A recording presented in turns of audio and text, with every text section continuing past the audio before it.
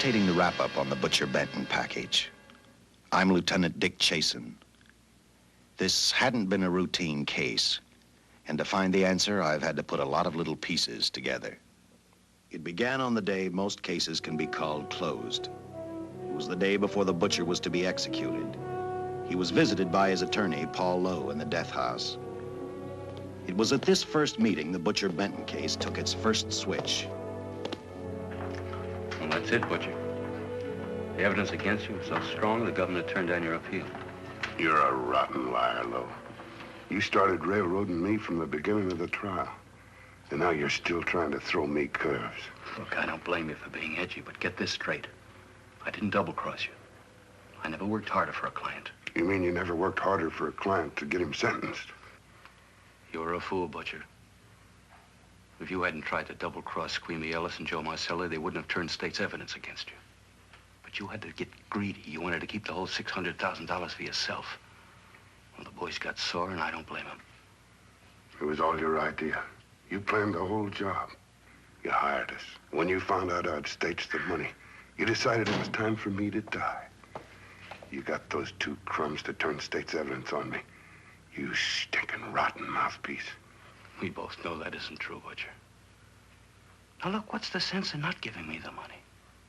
It's not going to do you any good. Well, I'll have the satisfaction of knowing that none of you three crumbs are going to spend it.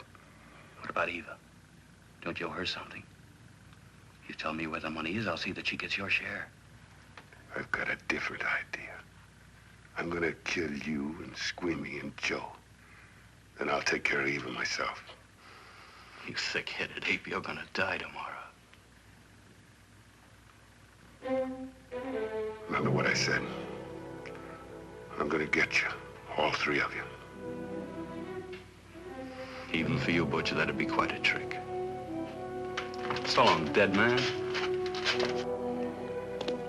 Remember what I said. I'm going to kill you, all three of you.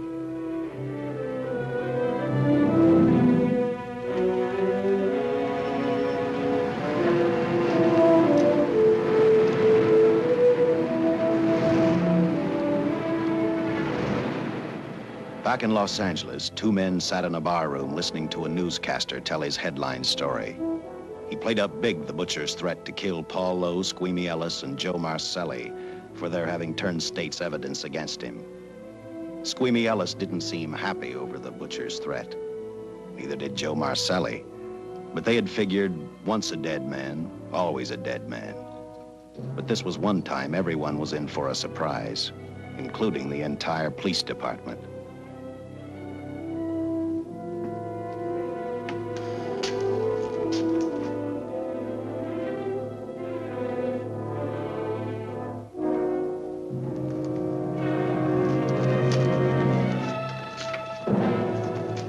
You seen the headlines, Captain?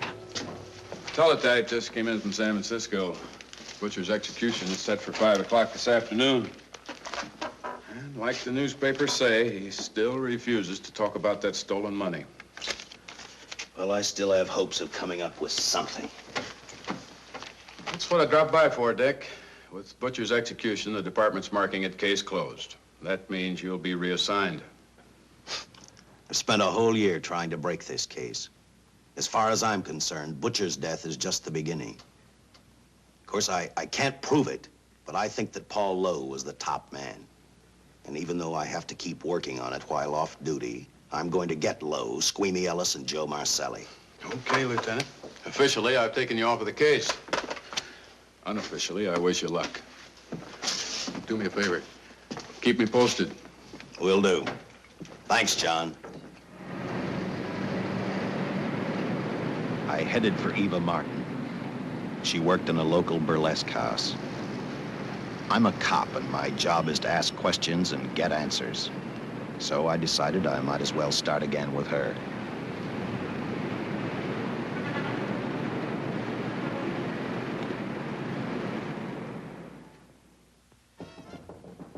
Come in. Oh. What do you want? I'd like to talk to you. Talk? You're a cop, aren't you? That's a good question. I can't even find a 3-ton armored car, let alone the $600,000, and I've been on the case a year. I've told you, and I've told you, and I've told you. I don't know anything about the money. I never did. Benton's gonna be dead in a little while. I thought it might make a difference. I never knew anything about the money. Call me dumb. I didn't even know Charles was in the rackets until the trial. Now, take it easy, kid. You're on, Eva.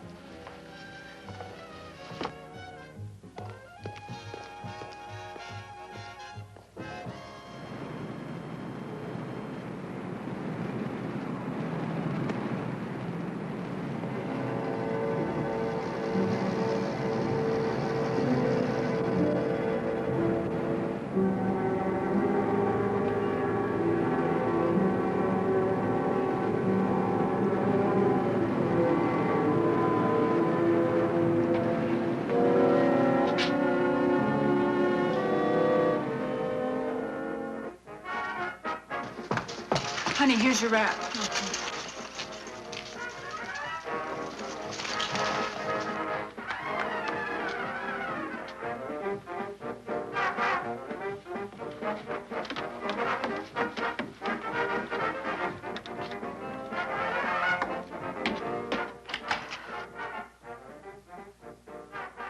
A few moments ago, Butcher Benton, without revealing the whereabouts of the $600,000 stolen in the armored car holdup, paid for his crimes against society in the gas chamber at San Quentin. Now for a look at the international scene. Today... Come on, baby. Don't waste tears on Benton. I feel so badly about Charles. If I'd known, maybe I could have done something. How about a drink? We could both use one. An artist can't drink while she's working, Paul. Boy, see.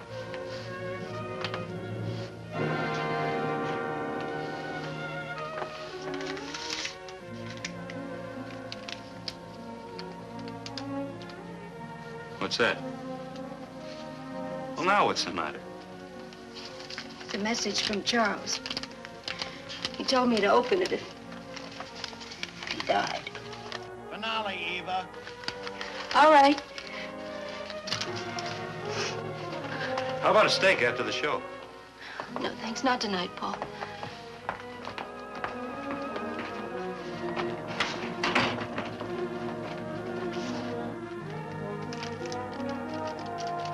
I didn't find out until much later, but Paul Lowe, in opening the letter the butcher had given Eva, found a map outlining a section of the city sewer system.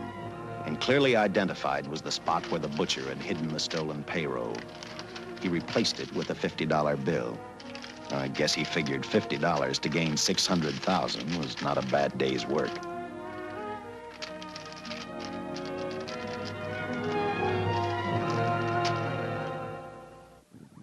And a few hundred miles away in San Francisco, the case took another switch, which turned the next 72 hours into one long, hideous nightmare. Dr. Bradshaw, a distinguished biochemist, was making preparations for a final experiment which he hoped would lead the way to a cure for cancer. He'd been successful with laboratory animals. The last step called for a human body. And Dr. Bradshaw's assistant quickly made a deal with a local mortuary and returned to the laboratory with the dead body of Butcher Benton.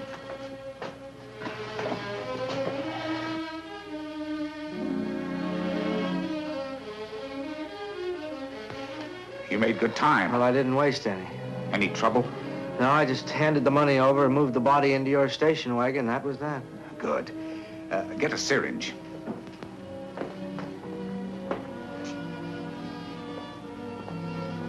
He's in good shape. Well, I hope so. We'll get other blood samples later. We'll run this one through fast. Right. Now wheel him into the machine and then raise him. Right.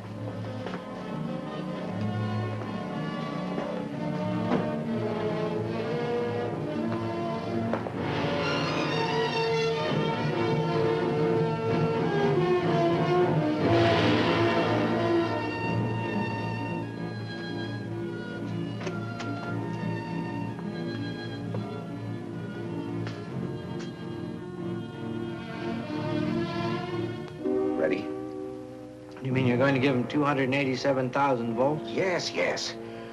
I'll get the fluoroscope set. We'll check with that before we start dissecting. Turn off the lights.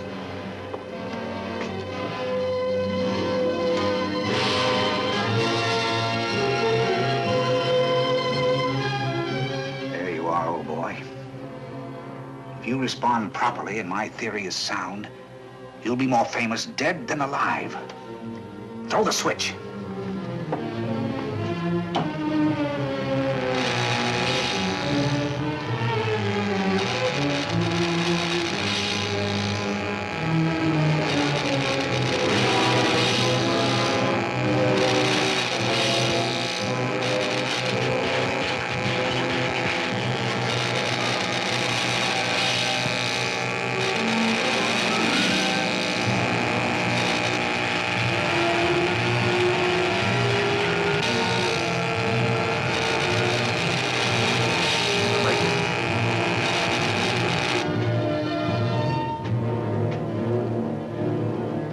Wait, I thought I saw a pulsation of the heart.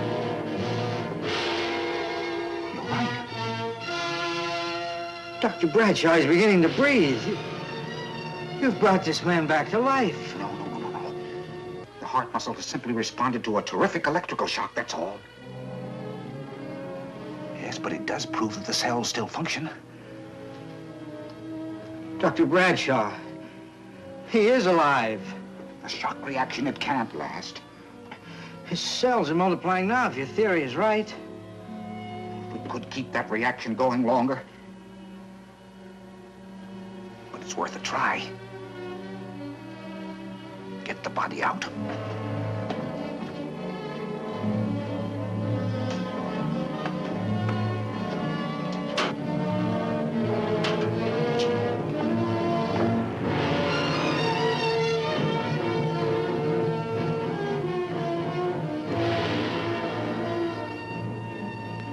Get some adrenaline from the supply room. Some amyl nitrite, too. Hurry, hurry.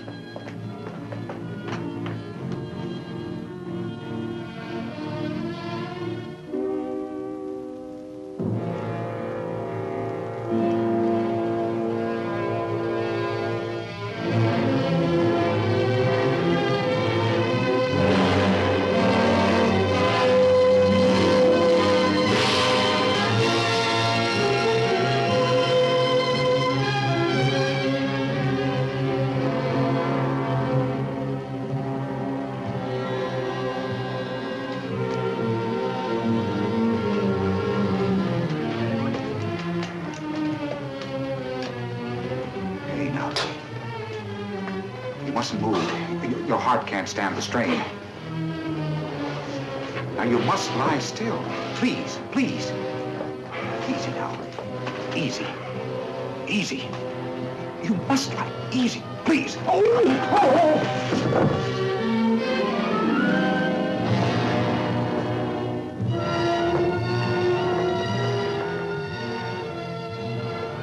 Dr. Bradshaw's experiment had given life back to the butcher.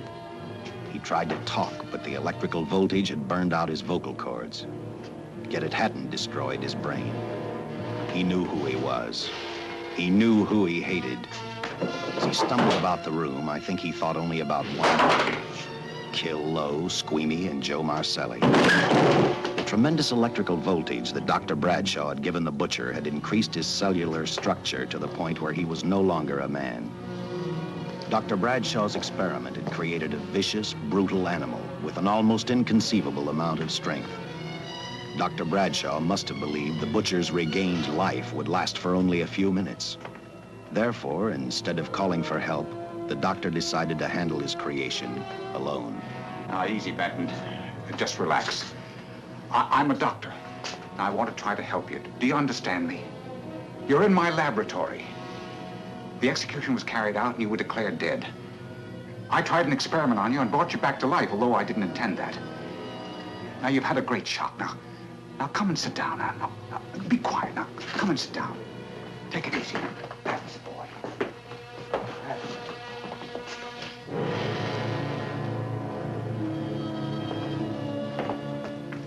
Careful. His reactions are violent. How do you explain this? Each cell must have multiplied 100 times, perhaps thousands. His strength is unbelievable. No, it's too late for the amyl nitrite. I want to get some blood samples, make some tests on him, find out what's happened. Get me a syringe.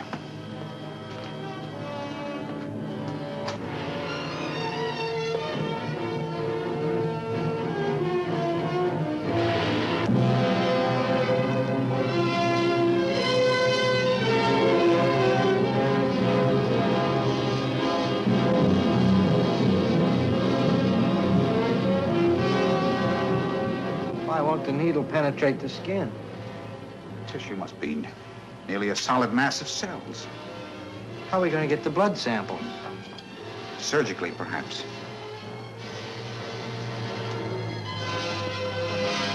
Now, take it easy. You can't leave here now. I'm responsible for your being alive.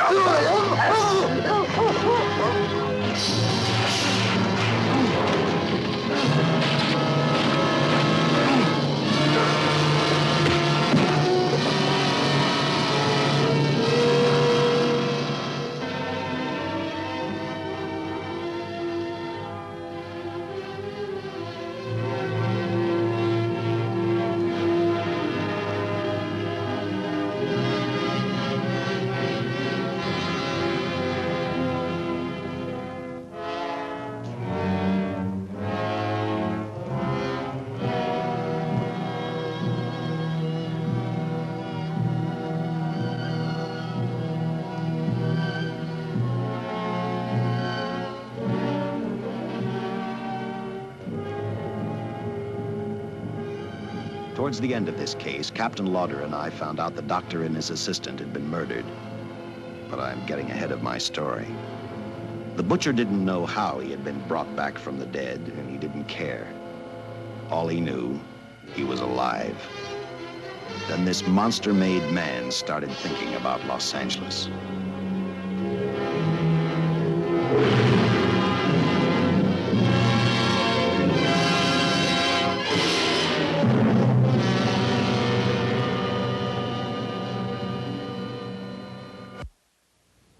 On that very night back in Los Angeles, I decided to stop playing detective for a little while.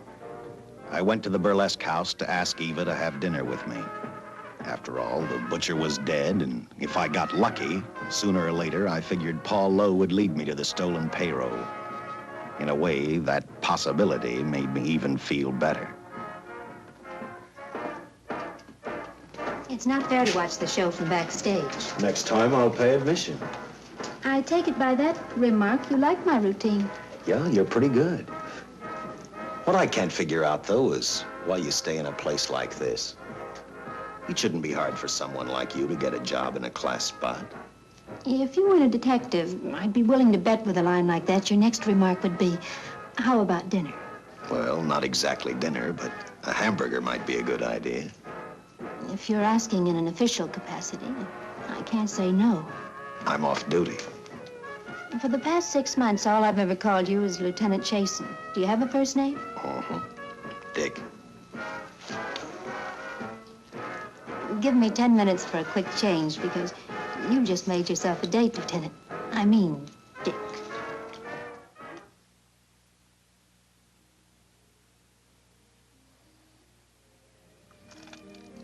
You know something, Dick?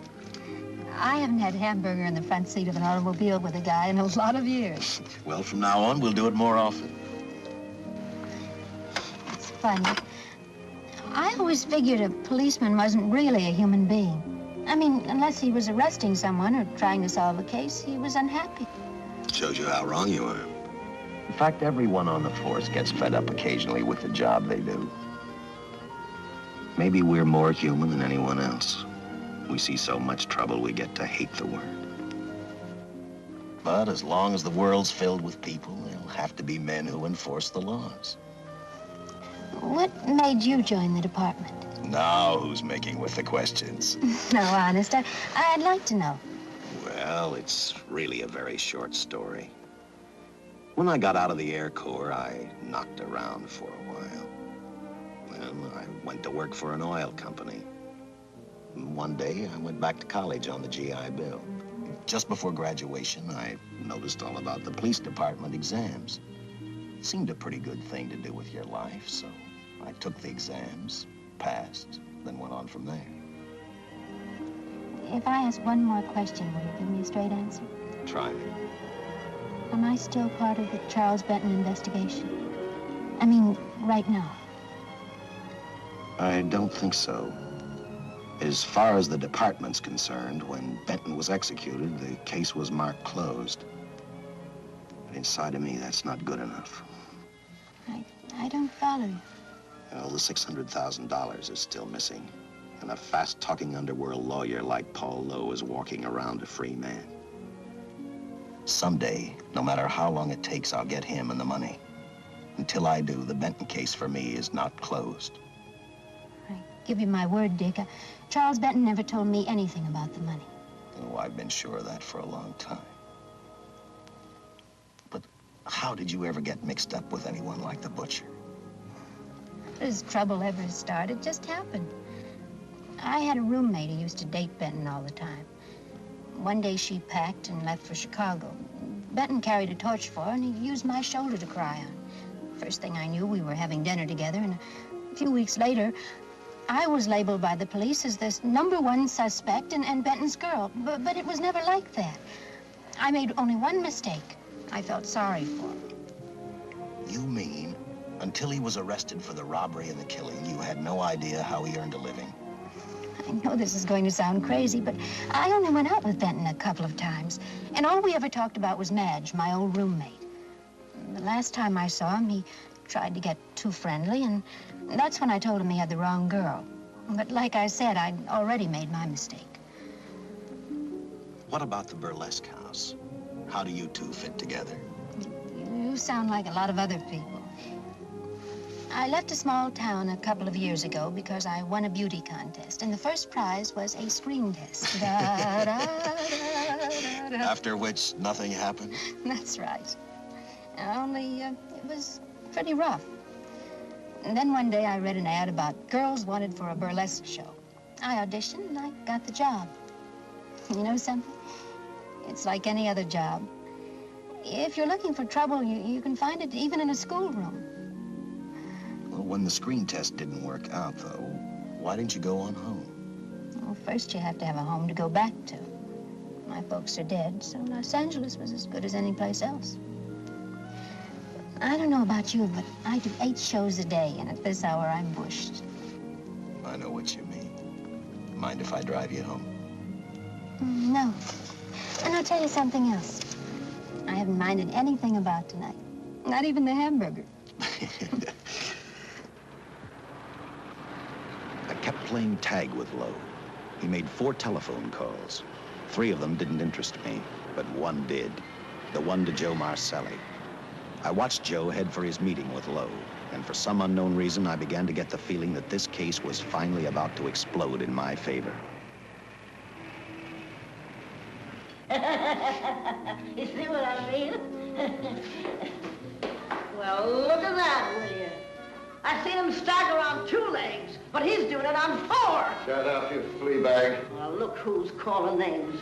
At least I ain't a squealer, a stoolie.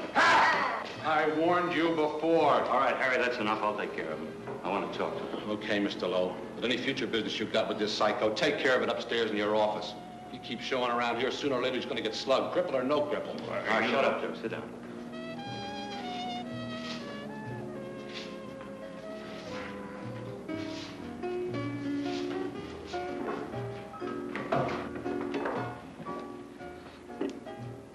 I need a shot, bad.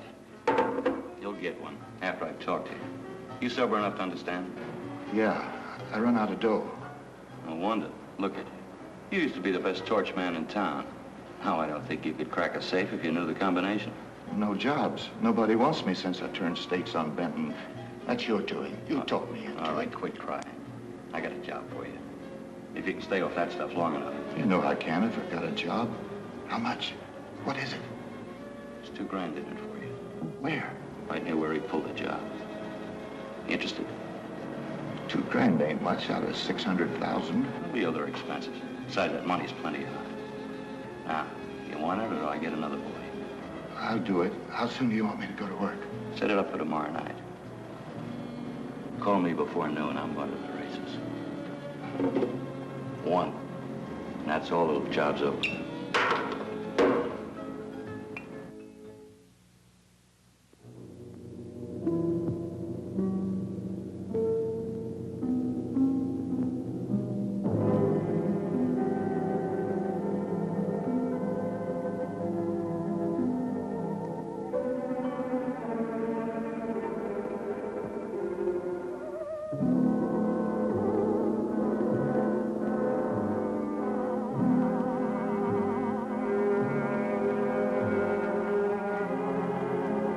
The butcher was walking slowly toward Los Angeles. He'd traveled through wooded hills to prevent being seen by anyone. Finally, he came to a quiet road. He stopped to get his bearings. And then he saw her, and he saw something else, an automobile. For the butcher, that rang a bell. With a car, he knew by the next afternoon he'd be in Los Angeles in plenty of time to catch up with the 3 men who had double-crossed him.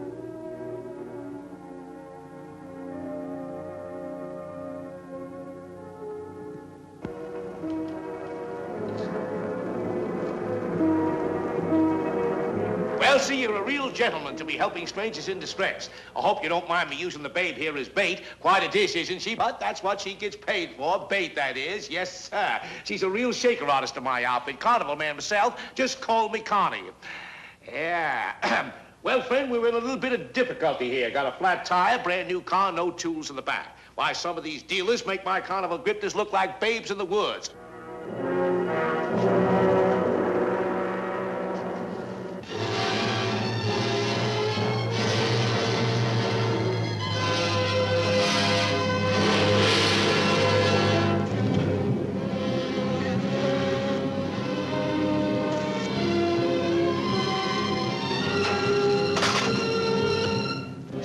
Holy. Say, who you with, friend? Let it down. Let it down. No matter who you with, friend, believe me, I can do better for both of us. I'll make a fortune for the both of us. Oh!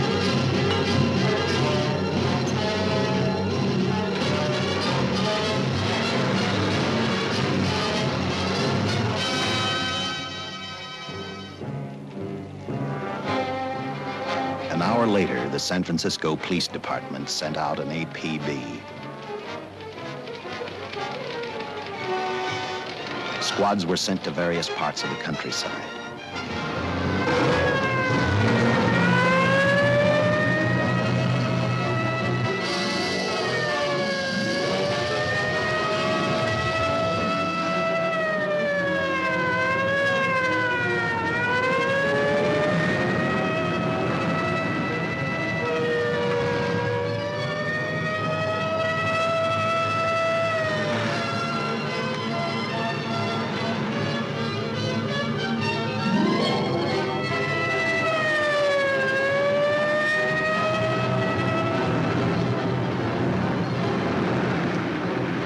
Roadblocks were thrown up to catch the cold-blooded killer the hysterical girl had described. Each squad kept reporting back to central headquarters, and each of their stories was the same. So far, none of them had spotted the car the killer was driving. Orders were given to shoot to kill, because from the girls' further accounts, they realized they were dealing with a maniac.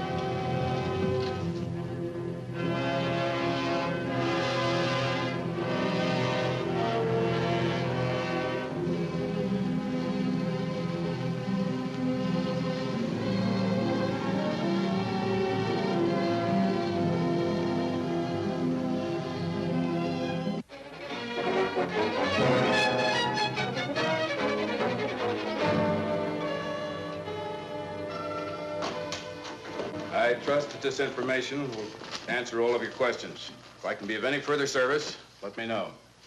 Sincerely, J.I. Louder, Captain Police, L.A. Here's another all points from CHP, Captain.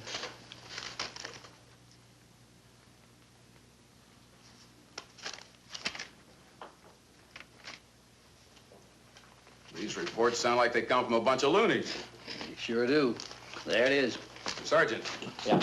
I want Lieutenant Chasen to look these over as soon as he comes in. All right, Captain. The next morning, I read the stories of the brutal murder of the 2 police officers. I also read the witness's statement about the bullets having no effect upon the killer.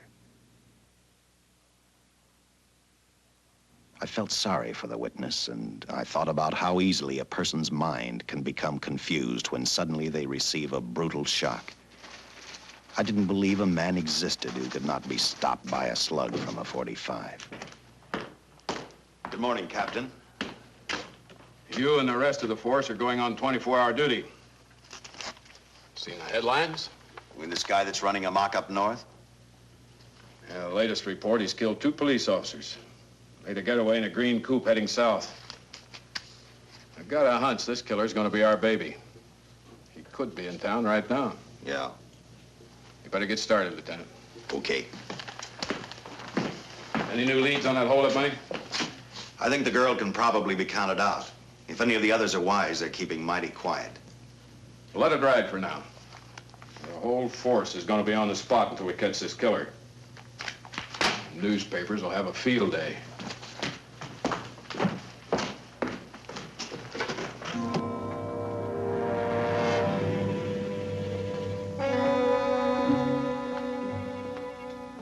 We were wrong about 2 things. The killer was already in our city, and we didn't know he was Butcher Benton. He headed straight for Eva Martin. He went to her dressing room to get back the map he had left in the envelope with her. He wanted first to check his money, then catch up with Lowe and the others.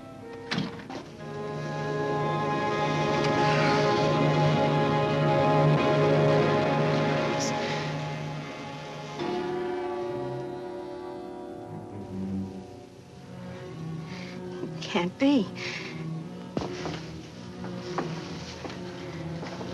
But you do look like him. Only different somehow.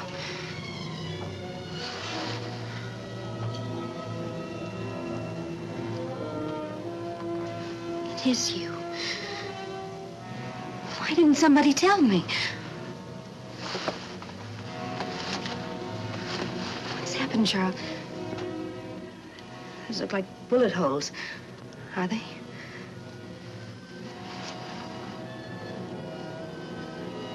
There isn't even a mark.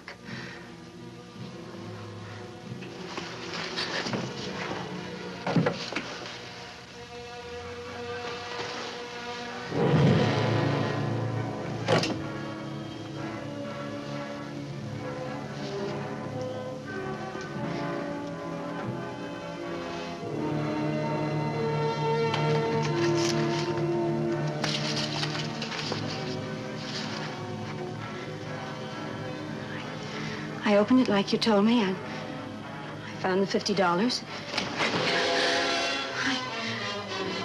I didn't know why you left him. Oh, Paul didn't know why he was here.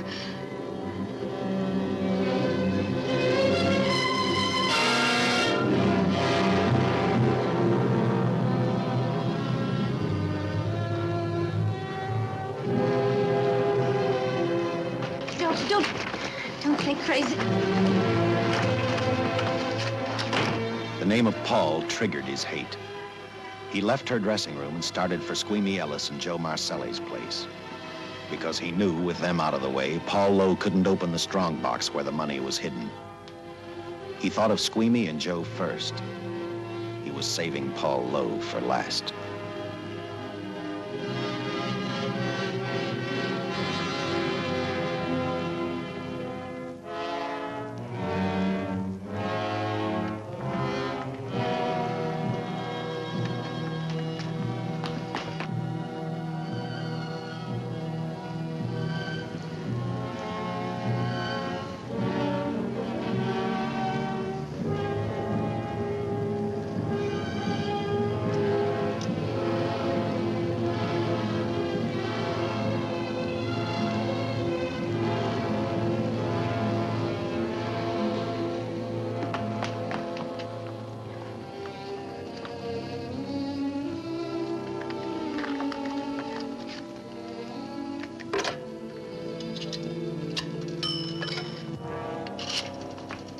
Hey, Eva, can I borrow your eyebrow pencil?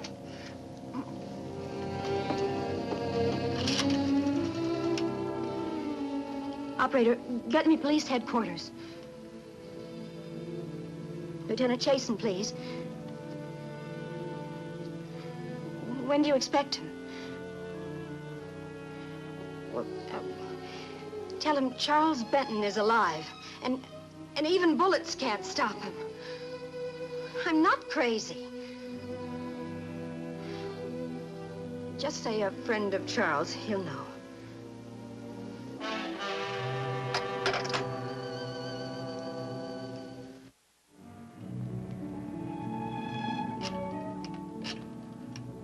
After leaving a message for me, Eva telephoned Squeamy Ellis. She tried to tell him the butcher was alive and on his way over to kill him. Squeamy didn't believe her, and in a way you couldn't blame him. Who in their right mind would believe a man had returned from the dead? What Squeamy actually believed was that the butcher, before his execution, had hired a killer to carry out his threat.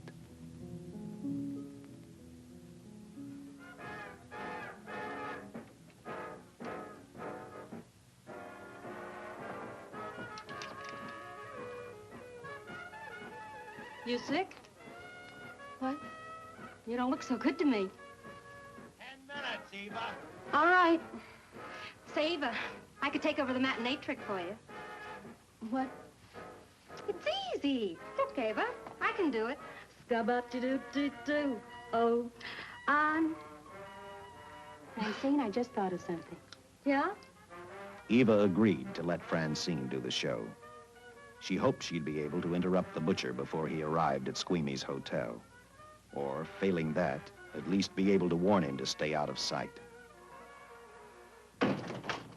You wanted me, Captain? Yeah, I just had a rundown on those fingerprints of the stolen car up north. We got nothing on the driver who was killed or the woman with him.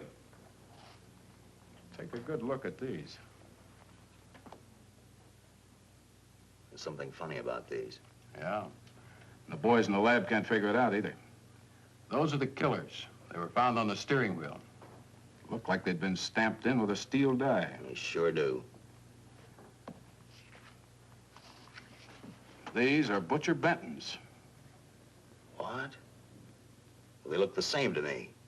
How do the lab boys explain that? They don't. Their best guess is a twin brother. An identical twin could have the same pattern of whorls with only slight variations. Ever hear of the butcher having a twin brother? No. Even if he did, it wouldn't explain these freak prints. You didn't pick up your message, Lieutenant. Some wacky dame calls you. And she says Charles Benton is alive, and bullets won't stop him. If we buy the twin theory... Who was she? Where'd she see him? Well, she wouldn't leave her name. Sounded kind of hysterical to me. Said she was a friend of the butcher's. Eva Martin. Get over to the Follies and see what that girl knows. Yeah. Some guys have all the luck. I never drew an assignment to the Follies.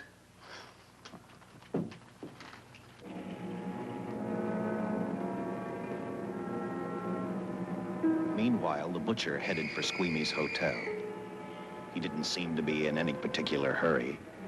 Actually, he seemed like any normal person, on his way to work or on his way home.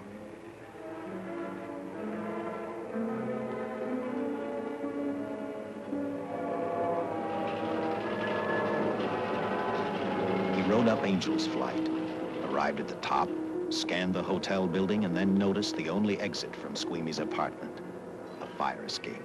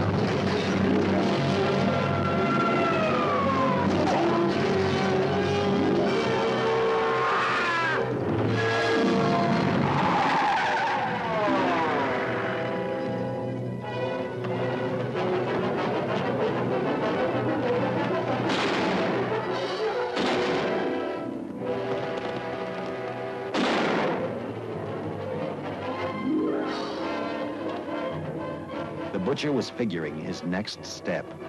And as he looked at the dead cop, he thought about Paul Lowe, the next man on his list. Seen Joe Marcelli? Not since last night when I told him I didn't want him around here no more. Give me a shot.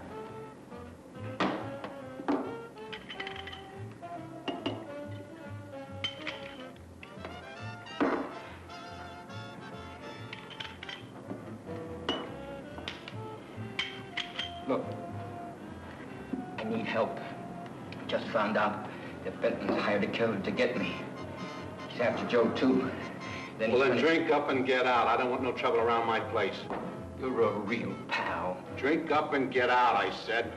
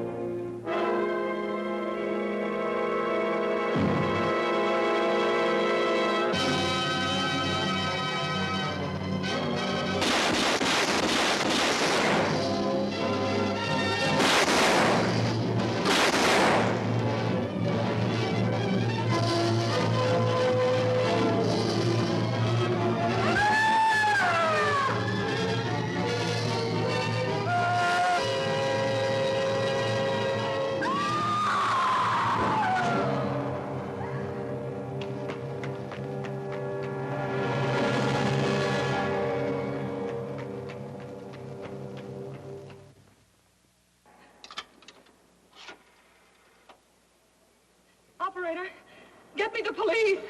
Police! Yes!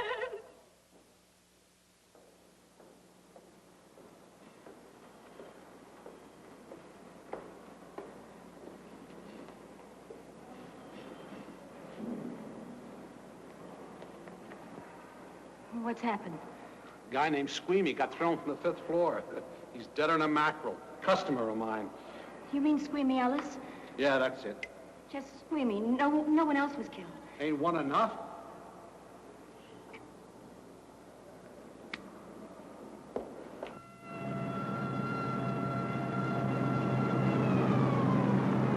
I tell you, the bullets never even phased him. He must have been wearing a bulletproof vest.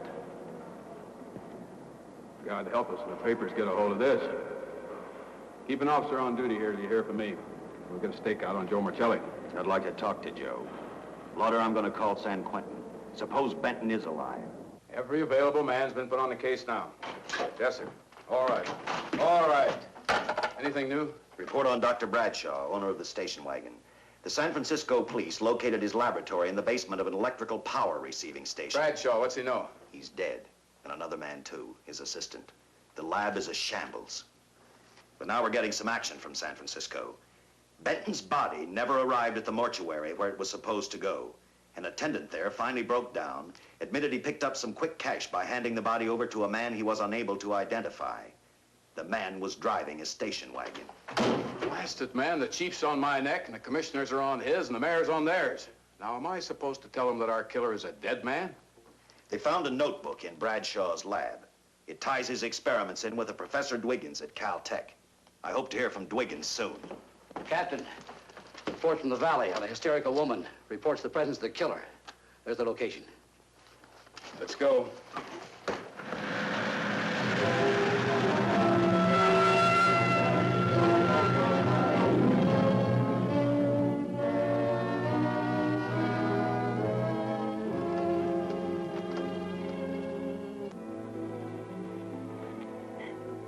You and your boyfriend had a little fight, and he got out of the car to take a walk.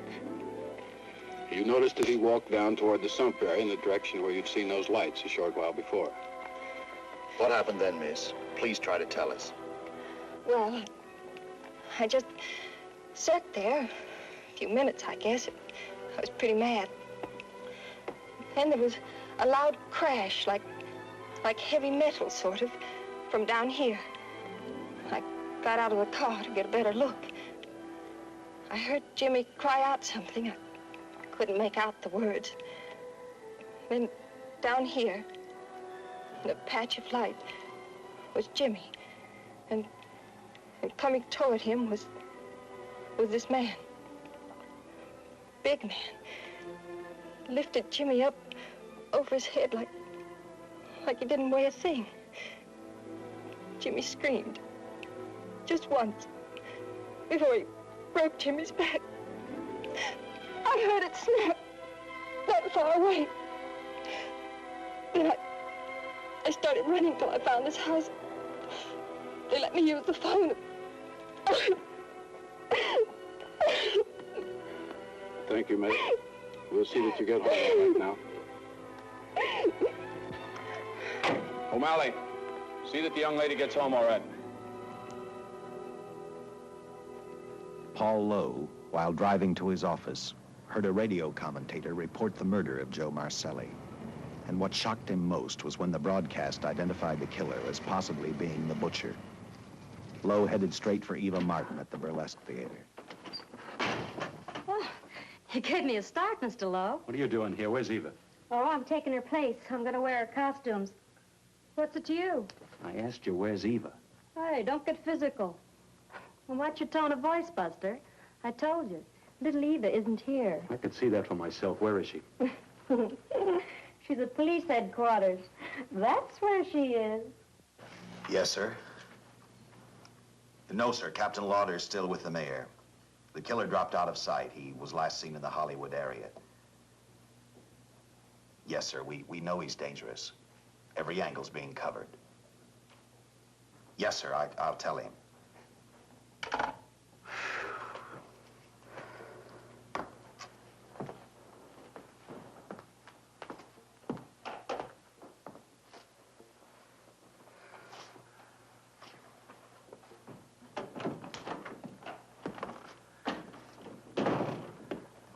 Here, see how these fit.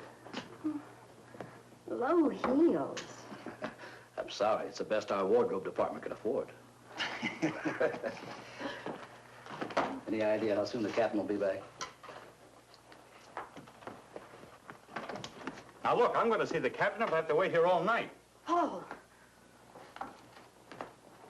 Paul, Charles killed Squeamy and Joe. Joe, too? Benton? He's alive. I saw him, but nobody will believe me. I'm checking it. My guess is whoever killed them is on the trail of the money, Lowe. Now, maybe you better start talking if you know anything about it. I don't know anything. Did the butcher have a brother? No, no brother. It was Charles. I saw the tattoo on his arm.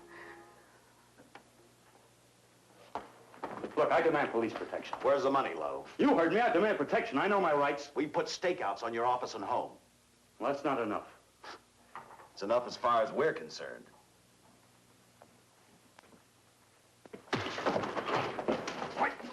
Now you gonna book me, Sergeant? Dan, throw away the key.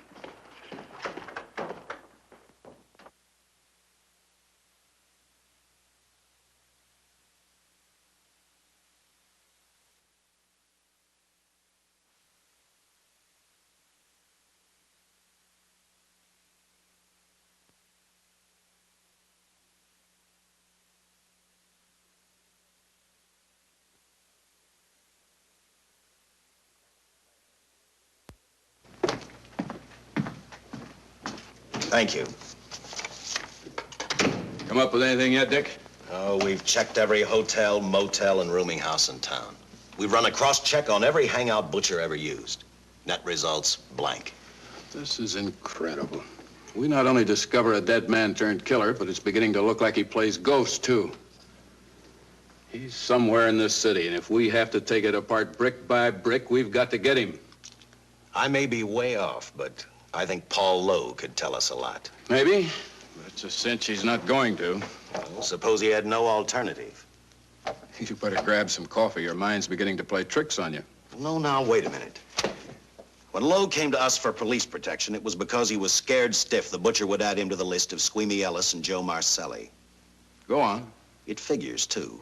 When he slugged the sergeant, he knew we'd book him right away. Oh, this Lowe's a pretty cute character. But we can play the same game. You mean we'll threaten to release him? Well, not exactly. You tell him you realize that he was excited, that throwing the punch was accidental. Tell him we're not going to make a charge, that he's completely released. Lieutenant, you know we can't do that. Lowell made his first mistake when he hit the sergeant, and that'll get him a year. As far as the department's concerned, at least it's a small victory. If my hunch is right, Lowe won't want to be on the streets with the Butcher looking for him. And he may talk, and talk a lot. Enough maybe for us to get rid of him permanently. Even lead us to the Butcher.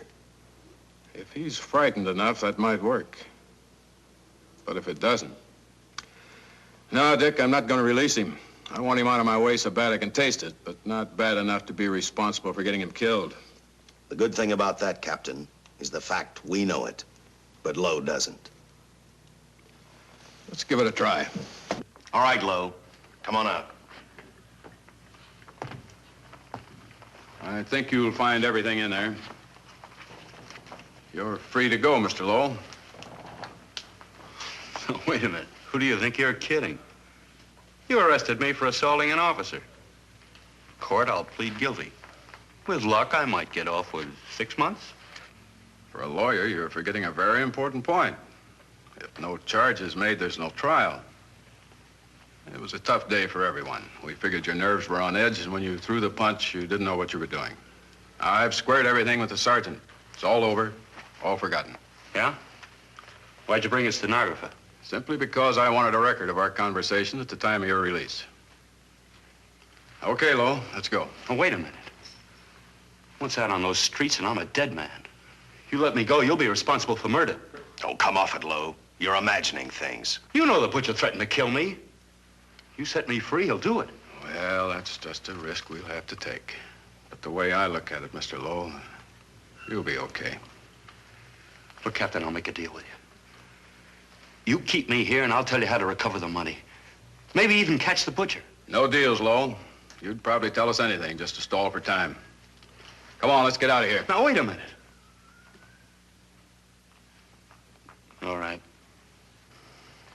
I'll tell you the truth. Start taking this down. I, Paul Lowe, hired Butcher Benton, Squeamy Ellis, and Joe Marcelli to pull off the armored car holdup. And then Lowe continued with his confession. He told us about finding the map. He showed us the exact location of where the Butcher had hidden the stolen payroll. And he gave us a most important answer. The explanation as to how the Butcher was able to elude detection. His means of escape was the sewer system beneath our city.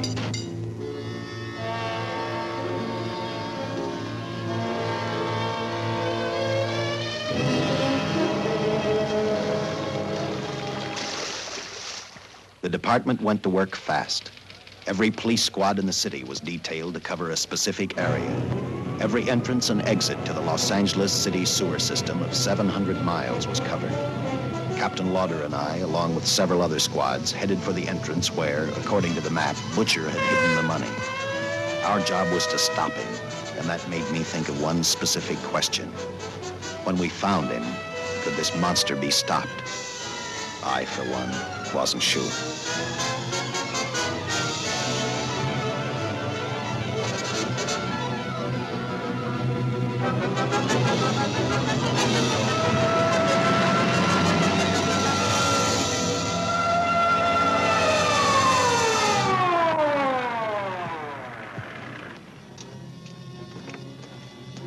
Everything all set, Lieutenant?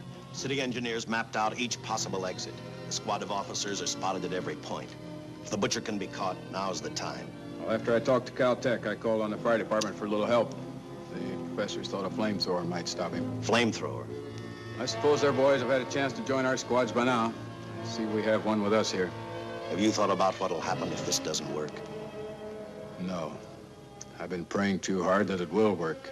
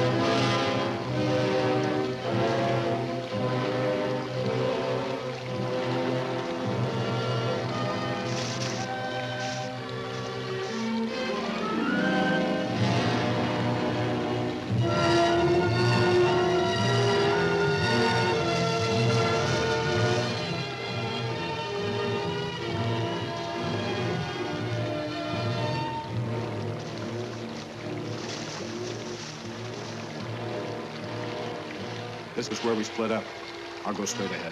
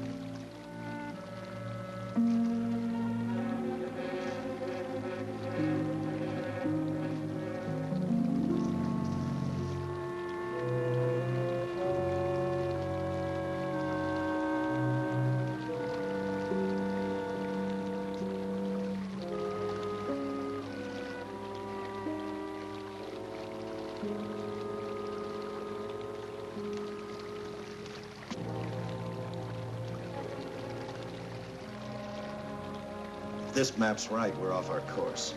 We'll have to backtrack.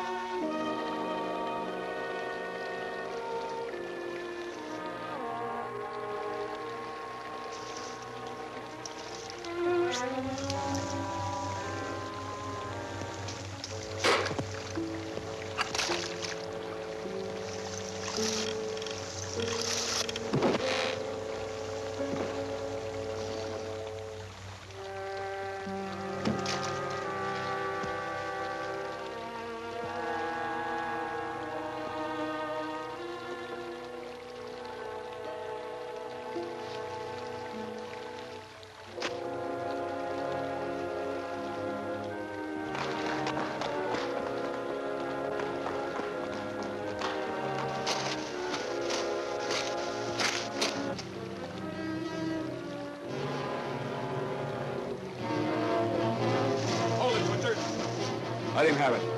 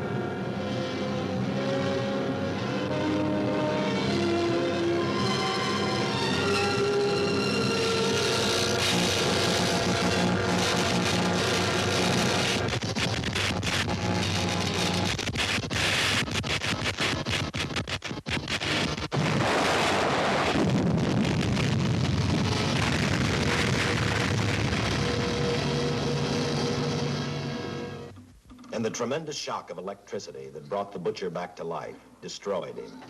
The $600,000 stolen in the armored truck robbery has been recovered. Case closed. Well, here are the scientist's comments for your records. I had to fill in a few spots with my own guesses, but I guess that's about the size of it. Did you get any sleep? Oh, some. Not much. How's the girl today? Well, I called the hospital about an hour ago. She'd gone. Gone? Where? Well, she told him she was a working girl and that she'd been away from the job too long already. Quite a girl. Yeah. Say, how about that time off I've got coming? 48 hours, beginning right now. With some rest, Dick.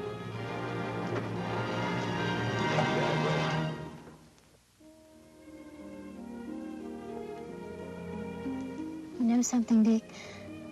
The past 72 hours seem like a bad dream. That rest in the hospital today really gave me a new lease on life. Now that it's over, I can't believe it actually happened. The important thing is to remember it is all over. I suppose you'll be assigned to another case. I'll have to give up hamburgers in the front seat of the car for steaks in a restaurant. No, I've thought about that. In fact, I decided to do something about it. I started by talking the captain into a short holiday, and just about an hour ago, I got you fired. What? What did you do that for? I figured that being my wife would take up all of your time. Even if I wanted to say no, I couldn't. You're not supposed to say no to a detective. I figured that, too.